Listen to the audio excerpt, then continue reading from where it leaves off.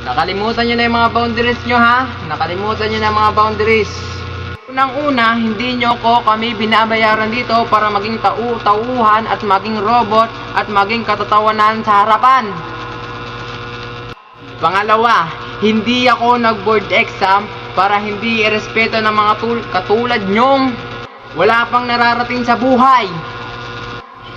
Ang kakapal ng mga mukha nyo. Hindi nyo nga kayang buhayin yung mga sarili nyo eh. Hindi kayo marunong rumespeto.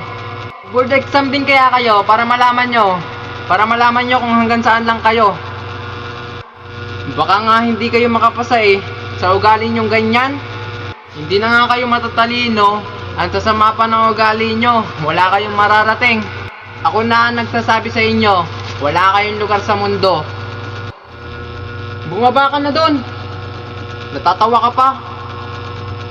Ingranto, mga ugaling squatter.